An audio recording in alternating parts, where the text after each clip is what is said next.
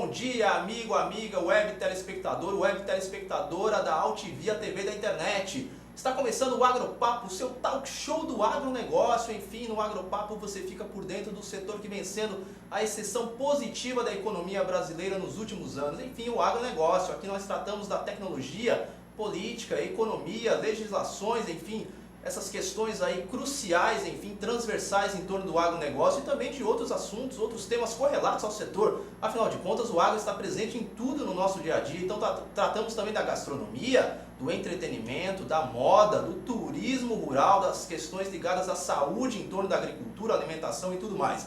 Bom, hoje é quinta-feira, 4 de fevereiro de 2016, e nós teremos estreia hoje no Agropapo, que é a coluna especial da consultoria Paralax, que virá aqui periodicamente contar aí quais são as perspectivas aí das commodities agrícolas aí em diante. Bom, mas o nosso convidado especial de hoje vai falar sobre um assunto aí que vem se arrastando há um bom tempo aí na questão do agronegócio, que é justamente o investimento estrangeiro aí na aquisição de terras e também na participação aí de capital do exterior, enfim, empresas do agronegócio.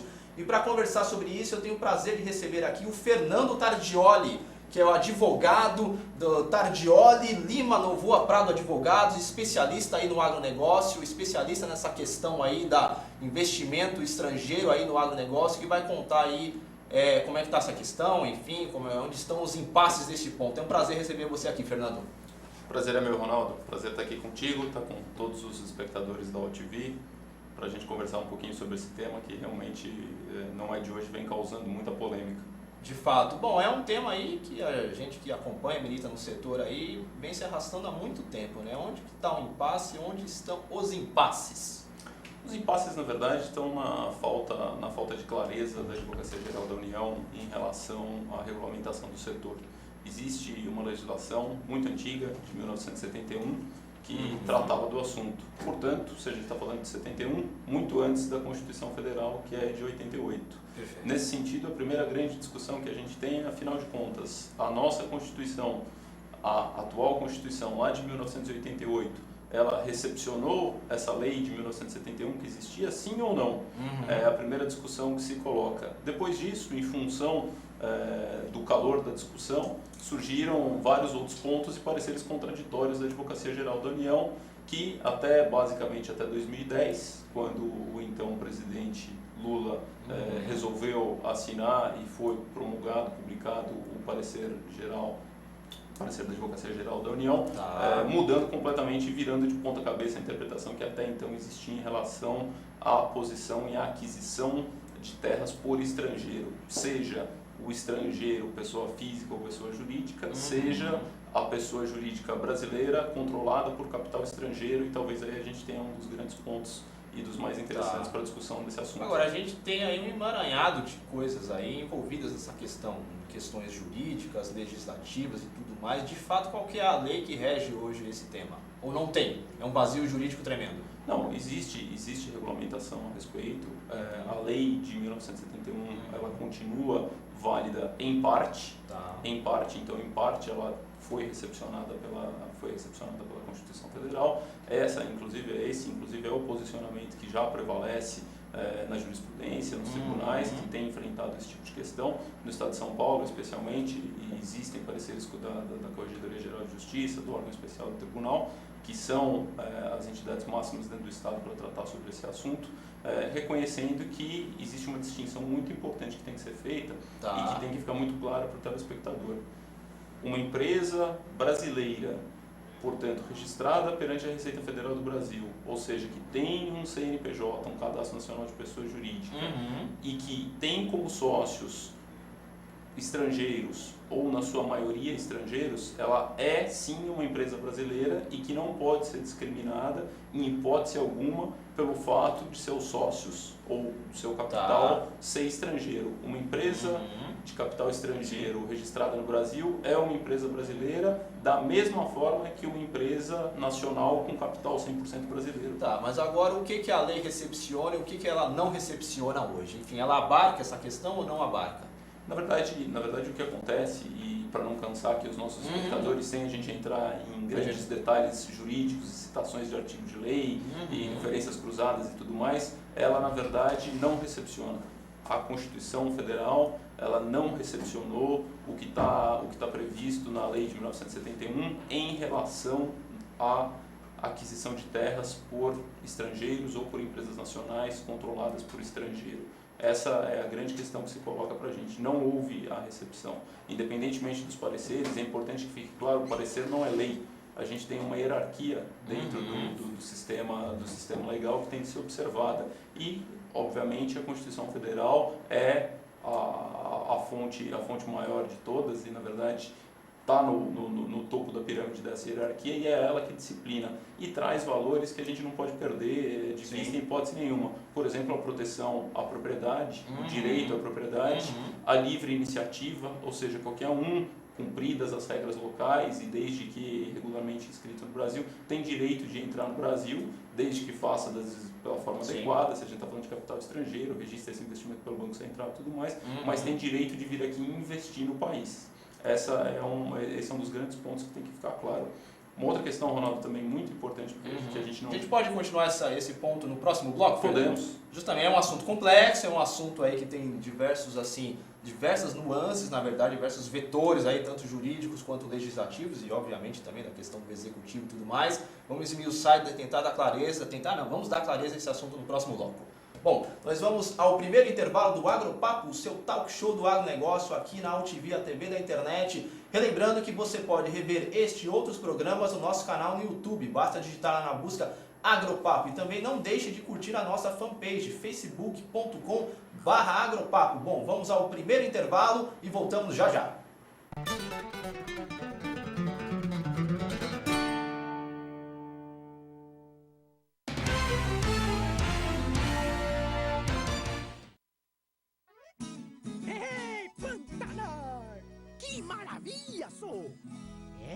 Mas aqui os peixes já estão diminuindo.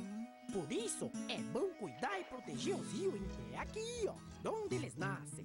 O Pantanar depende das nascentes e das cabeceiras. E nós também, ué. Então, pessoal, vamos ajudar.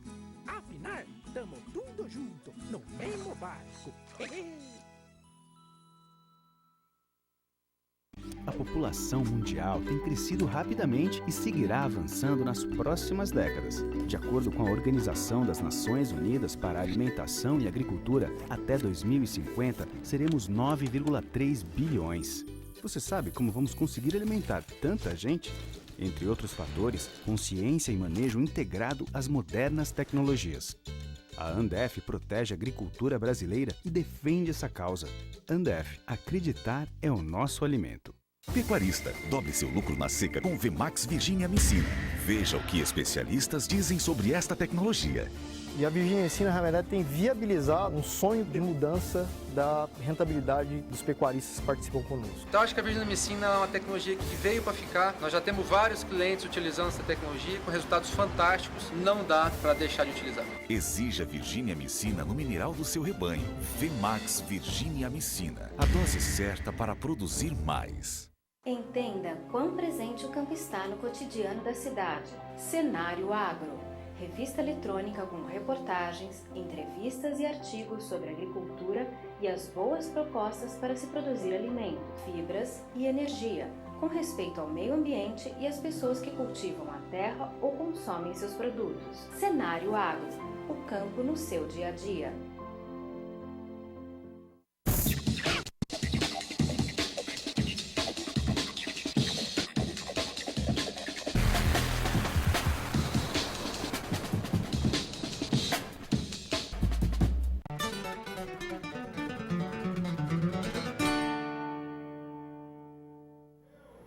E voltamos com o Agropapo, seu talk show do agronegócio aqui na UTV, a TV da internet. Hoje é quinta-feira, 4 de fevereiro de 2016 e estamos tratando aqui de um assunto complexo aí em torno do agronegócio, em torno de outros setores, enfim, também justamente essa questão do investimento estrangeiro, como regulamentar isso aí de uma forma sadia para o país. E para isso estou conversando aqui com um especialista, advogado especialista no agronegócio, Fernando Tardioli. Fernando, a gente falava no outro bloco justamente da complexidade desse assunto e tudo mais. Eu queria esmiuçar um pouco mais o ponto de você no sentido de que essa nova interpretação que a Advocacia Geral da União deu da Lei de 71, ela trouxe uma insegurança jurídica tremenda aos negócios que foram realizados nesse período, nesse intervalo, né? Sem dúvida, isso não deveria ter acontecido em hipótese nenhuma, mas de fato aconteceu. Por quê? Sempre que a gente está falando da aquisição de imóveis rurais, todo mundo que atua no setor, nas suas mais diferentes frentes, sabe da dificuldade que muitas vezes se impõe para que se faça o registro de uma escritura. Então, de uma maneira muito prática para o nosso espectador, a gente vai lá e compra uma fazenda, adquire uma área, lavra-se uma escritura, tá certo? E essa escritura vai ser levada para ser registrada no cartório de registro de imóveis, fazendo valer a máxima de que quem não registra não é dono. Muito bem, mas o que parece ser muito simples entre sentar no cartório, assinar a escritura e ter essa escritura registrada, para que se tenha na matrícula do imóvel, às vezes leva muito tempo, meses e muitas vezes anos. Por quê? Existe uma série de questões que têm que ser tratadas para que o cartório de registro de imóveis seja apto para fazer esse registro. Por exemplo, um georreferenciamento. Perfeito. Então, Ronaldo, você imagina a situação de quem adquiriu uma área rural na vigência do parecer anterior da Advocacia Geral da União, ou seja, antes de 2010, estava no meio do processo de registro, de repente terminando um GEL, esperando o INCRA concluir, dar o ok num georreferenciamento, baixando ônus, gravames, qualquer outra questão que tinha nas matrículas, muitas vezes fazendo bonificação, um desmembramento e tudo mais, e no meio do caminho foi pego por uma mudança e eu não diria que foi uma mudança na regra do jogo, porque a regra continua sendo muito clara. É a Constituição Federal e a Lei de 1971. Mas foi pego no meio do caminho por uma mudança na interpretação da regra do jogo. Trocou o juiz, vamos dizer assim, para fazer uma analogia. Exatamente. E aí é que está a grande maldade da situação. Por quê? Esse comprador que ainda não tinha registrado, que comprou antes de 2010, mas ainda não tinha registrado a sua escritura, pelos mais diferentes motivos, se viu numa situação de absoluta insegurança jurídica, né? Correndo o risco, como existe até hoje, de não conseguir registrar a sua aquisição. Nós temos aí um desafio, um cenário, vamos dizer assim, nessa questão aí do capital estrangeiro no agronegócio e em outros setores também, muito similar ao que aconteceu com a questão do Código Florestal, né? Você tinha N legislações, vamos dizer assim, N interpretações que foram consolidadas com o novo código, só que nesse período ela suscitou aí diversas, vamos dizer assim, cenários diferentes, né? Então, o produtor que teria desmatado dentro de uma regulamentação ok, numa determinada época, ele passou a ser punido, sendo que ele tinha cumprido obrigatoriamente a lei, né? É um cenário parecido, né? Sim, exatamente. A sua observação é muito pertinente, porque na verdade a gente tem que jogar o jogo de acordo com a regra que estava valendo naquele momento em que o jogo estava sendo jogado, evidentemente. Qualquer mudança no meio do caminho não pode pegar ou surpreender quem estava sendo regular. Essa é uma particularidade muito importante que tem que ser observada para não prejudicar. E o efeito imediato da falta de segurança jurídica é espantar o investidor. Sim. O investidor ele quer segurança. Ele investe milhões e quer ter certeza de que, no mínimo, ele está praticando um ato legal e que vai ter o seu direito de propriedade assegurado. Esse é um dos grandes pontos da nossa discussão. Deixa eu te perguntar uma coisa. Os negócios que foram efetuados nesse período aí, eles foram irregulares ou não? Não, em absoluto. E isso não deveria nem ser objeto de questionamento por parte dos cartórios de registro de imóveis, né, e de outros órgãos e entidades. A grande questão que a gente tem aqui, como no caso que você mencionou do Código Florestal, é desvendar os interesses por trás das posições, porque se defende a proibição, se defendem normas restritivas para a aquisição de terra por estrangeiro ou por empresa brasileira de capital estrangeiro, muitas vezes porque existem interesses e posições que não são manifestados claramente. Existem discussões ambientais, existem discussões ligadas à reforma agrária, existem discussões relacionadas a movimentos sociais e tudo mais, que se valem, né, da complexidade dessa estrutura, desse arcabouço jurídico, justamente para tentar barrar ou causar questionamentos a essa aquisição. A finalidade acaba sendo, para muitos, infelizmente, de espantar o investimento estrangeiro. Sim, a gente está caminhando para o desfecho do segundo bloco do Agropapo, Fernando, mas eu queria que a gente pudesse dar um recado final aí, no fundo, dentro de uma perspectiva técnica. A questão é justamente saber diferenciar o que é um investimento estrangeiro sadio, enfim, seja na compra de terra, seja na questão da participação numa empresa, do que algo que possa ferir a soberania. Acho que o grande cerne da questão é esse, né? Sem dúvida nenhuma. Aí duas questões para a gente concluir. A primeira delas, nós não estamos tratando aqui de imóveis em faixa de fronteira. Perfeito. A nossa legislação ela prevê que até 150 km em faixa de fronteira a propriedade tem que ser exclusiva de brasileiros. E para eu ter uma transferência fora dessa circunstância, eu preciso de autorização do Conselho de Segurança Nacional, que é composto pela Presidência da República e pelo Congresso Nacional. Imagine a complexidade de conseguir uma autorização como exceção a essa regra. O que está corretíssimo, porque diferente do que alegam na discussão fora de faixa de fronteira, aí sim a gente tem uma questão de soberania e de segurança nacional, porque todo país tem que proteger suas fronteiras, ninguém discute isso, não é isso que é objeto de questionamento. E por fim, o último ponto, Ronaldo, que deve ficar absolutamente claro para o nosso telespectador, é que a aquisição de terras por estrangeiro ou por empresa nacional controlada por estrangeiro, ela não é proibida no país. Existem limites e condições que são impostos, mas em absoluto não existe proibição. O que existe, na verdade, e que a gente tem que cobrar é a obrigação do INCRA, a obrigação dos cartórios de registro de imóveis, das corregedorias dos cartórios de registro de imóveis, que cumpram a legislação. E a legislação estabelece parâmetros. Por exemplo, cada município pode ter até 20% do seu território de propriedade de estrangeiros. Tá certo? Esse é o ponto. Hoje, se a gente for visitar nos 5.000 e poucos municípios que existem no país, né, não existe absolutamente nenhum cartório que saiba informar esse dado.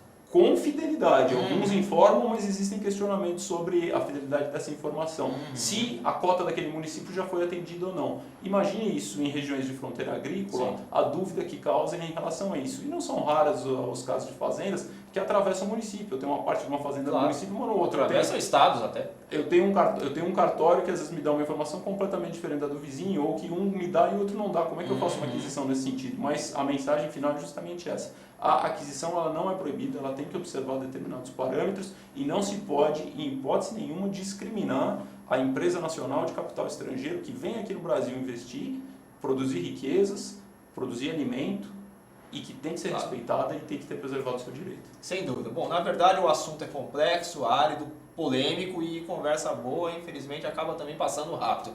Eu quero já deixar o convite aqui para você voltar brevemente para a gente poder esmiuçar muito mais esse assunto, que é um assunto que justamente pode render muito mais conversa e esclarecimentos aí, tanto para o produtor rural quanto para a sociedade brasileira. Tá ótimo, Fernando? Com o maior prazer. Eu quero agradecer mais uma vez a sua participação. Obrigado. Foi um prazer contar contigo aqui no Agropapo.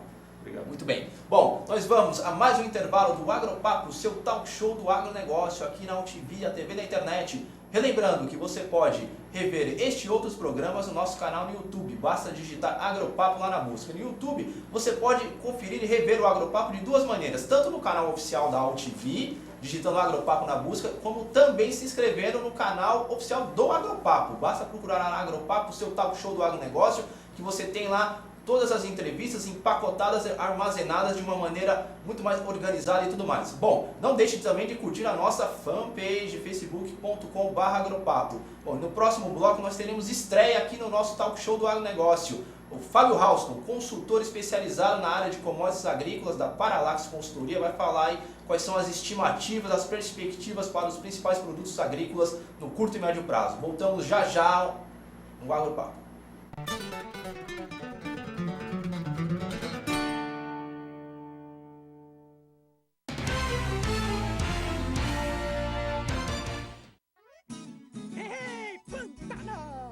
Que maravilha, sou!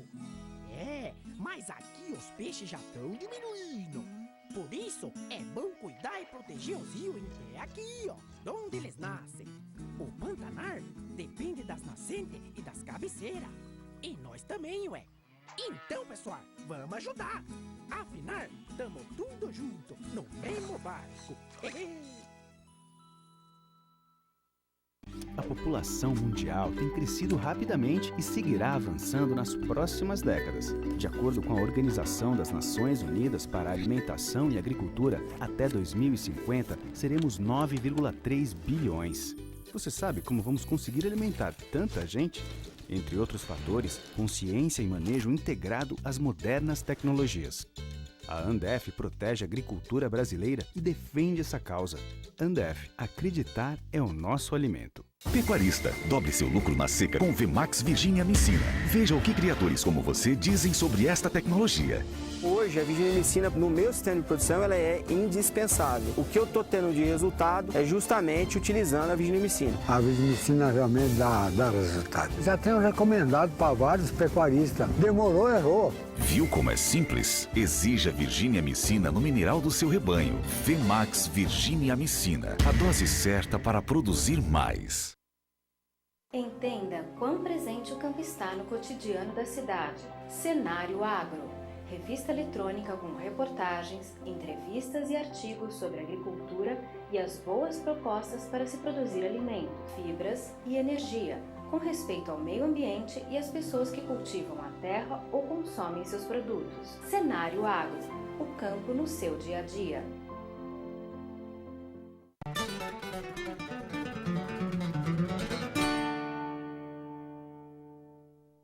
E voltamos com o Agropapo, o seu talk show do agronegócio, aqui na UTV, a TV da internet. Relembrando que você pode rever este e outros programas no nosso canal no YouTube, basta digitar Agropapo lá na busca. E também não deixe de curtir a nossa fanpage, facebook.com/agropapo. Bom, e no seu talk show do agronegócio, agora nós teremos estreia. Vamos ter aí a estreia do Fábio Halston, que é consultor da Paralax Consultoria, enfim, especializado na área de commodities agrícolas, que virá aqui ao Agropapo, seu talk show do agronegócio, periodicamente, a cada 15, 20 dias aí, apresentar aí quais são principalmente as projeções estimativas aí de preços, enfim, de cenário, de diagnóstico aí dos principais produtos agrícolas.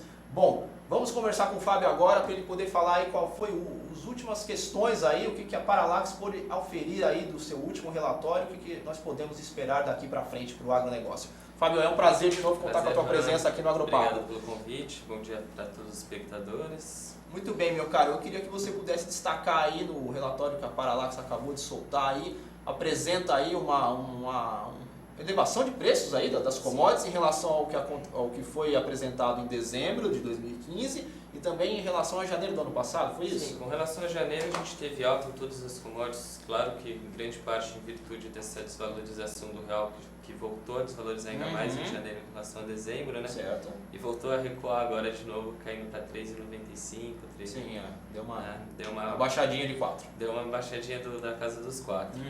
Mas o que a gente observou foi essa alta, tanto em relação a dezembro quanto a janeiro, e com exceção na relação janeiro-dezembro do frango, né? Do frango congelado, que normalmente a gente tem uma queda na demanda por carne de frango no primeiro trimestre, é uma coisa normal.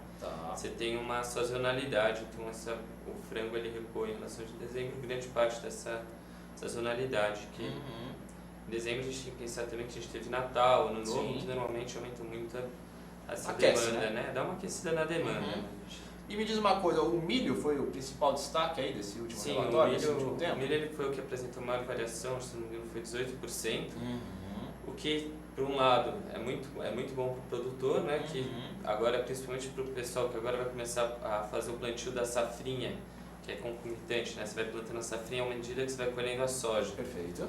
Então, isso a gente, na nossa perspectiva, vai ter um aumento, então, por causa disso, na área plantada desse milho safrinha, que já foi até uma área recorde, né? Uma produção recorde no ano passado.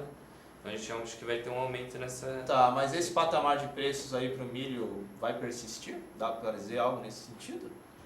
Dá para dizer, a gente está com uma projeção de alta, tanto para esse ano quanto possivelmente para o ano que vem, em virtude justamente dessa questão da desvalorização cambial. Porém, existem alguns desafios aí, que uma é a questão da Argentina, né? Que reingresso da Argentina no mercado, né?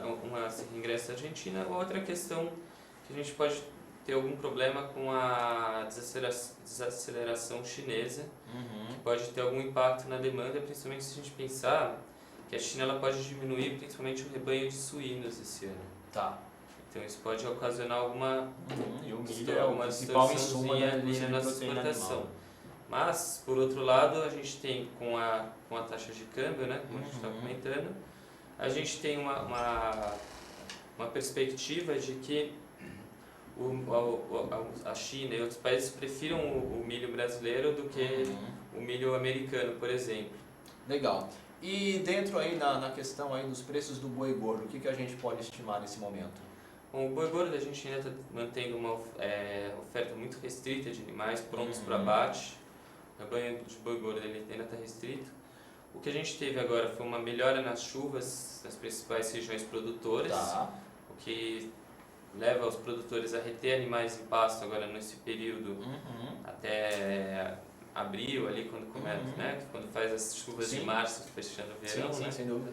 Então ali os produtores devem reter bovinos e isso vai manter o boi gordo ali nessa casa entre 152 e 153. A gente não está esperando grandes variações nesse curto prazo. Legal.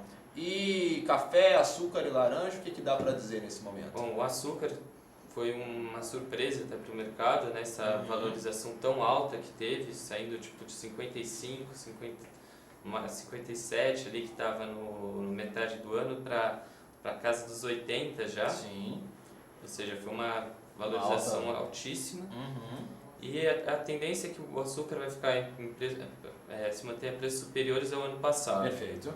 Por quê? Porque primeiro as vendas externas elas estão favorecendo e depois a gente tem uma possibilidade de um déficit de açúcar que ninguém sabe ainda qual vai ser.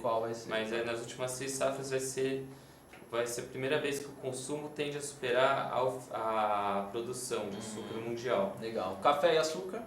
O café e laranja, perdão. Sim, a laranja, mais esse ano ela está apresentando de novo preços bons, né? O ano passado, com comparação com o ano passado, em grande parte porque a gente pode ter uma quebra na safra na Flórida, que a universidade está estimando 69 milhões de toneladas, e a gente está com um estoque mais baixo também de suco de laranja no Brasil. Então, a laranja, a tendência é que ela volte a apresentar de novo preços superiores. E com relação ao café, a gente esse ano agora a gente saiu a projeção da Conab, que voltou a trazer uma nova safra alta, né? O ano passado foi uma das piores safras, esse ano já voltou a subir. É a bianualidade do produto, né? Sim, exatamente. E aí o que está acontecendo também com o café é que você teve, como você teve uma safra pequena no passado, agora você está com uma oferta também mais restrita. Então a tendência é que o café também se mantenha em alta esse ano, favorecido principalmente no café arábica, que ano passado a gente teve uma coisa interessante, que foi que o Conilon ele se valorizou muito acima do arábica, né? E agora a questão é a gente ver, por exemplo, no Vietnã, que a tendência é ter uma produção menor, principalmente porque lá teve a seca em virtude do El Niño, então a tendência é que o Brasil ele volte esse ano com preços superiores, mesmo tendo uma safra recorde. Legal, pra gente fechar, Fábio, e dos principais grãos aí, soja e milho, enfim, o que dá? O milho você já falou, da soja, o que dá pra gente estimar aí num curto e médio prazo? Bom, vamos falar, a soja e o algodão, né, que isso, dá pra falar que faltaria. Bom, o algodão a gente voltou a ter um repique agora nesse mês, ele deu uma leve retraçãozinha ali em novembro e dezembro, voltou a ter um repique. A tendência do algodão para a gente também é que o preço se mantenha em alta, principalmente porque muito produtor migrou para o plantio da soja, diminuiu a área plantada, então a gente acredita que vai ter. O problema do algodão, que são alguns desafios que ele vai encontrar, é o baixo preço do petróleo, porque o petróleo, a gente tem que lembrar que ele é um substituto perfeito, ele é uma matéria-prima, para a produção dos materiais sintéticos, né? Tecido sintético. Concorrentes do algodão. Que é concorrente do algodão, então o baixo preço do petróleo pode levar muito fabricante da indústria têxtil a migrar para fibra sintética. Mais para fibra sintética e abandonar um pouco o algodão. E da soja? No caso da soja, esse ano a soja a oferta e a demanda estão bem controladas, né? Estão bem equilibradas, então a soja que vai acarretar mesmo nos preços vão ser a desvalorização cambial. Ela vai com certeza manter preços superiores nesses patamares, e a soja a gente teve umas questões agora que, primeiro, com chuvas irregulares, até saiu hoje uma notícia no Valor interessante de um produtor que num lado estava 15 sacas de um hectare, o outro estava 60. No mesmo município ali em Sorriso. Mas então, teve época de plantio diferente. Então a soja ainda pode. Eu acho que agora a Conab vai voltar a recuar na expectativa dela. Esses 102 milhões de toneladas, acho que não vai chegar a isso. Principalmente por causa dessa questão do tempo. Isso vai dar mais um repiquezinho na soja. Legal, meu caro. Bom, o Fábio vai voltar aqui daqui 15, 20 dias para atualizar essas projeções da Paralax. Já é da casa, já justamente nessa coluna especial que a gente estreia hoje aqui da Paralax no Agropapo. Tá bom, Fábio? Mais uma vez, obrigado pela tua participação e, enfim, você daqui a 15, 20 dias volta aqui. A gente agradece. Muito bem, meu caro. Bom, e assim nós encerramos esta edição do Agropapo, seu talk show do agronegócio, aqui na AltV, a TV da internet. Relembrando que você pode rever este e outros programas no nosso canal no YouTube, basta digitar Agropapo lá na busca e também se inscrever no canal específico aí do Agropapo, seu talk show no YouTube. Além de acompanhar os vídeos pelo canal oficial da AltV, também no canal oficial aí exclusivo do Agropapo. E também não deixe de curtir a nossa fanpage, facebook.com/agropapo. Bom, e assim nós encerramos esta edição e voltamos semana que vem. Um abraço, tchau, tchau.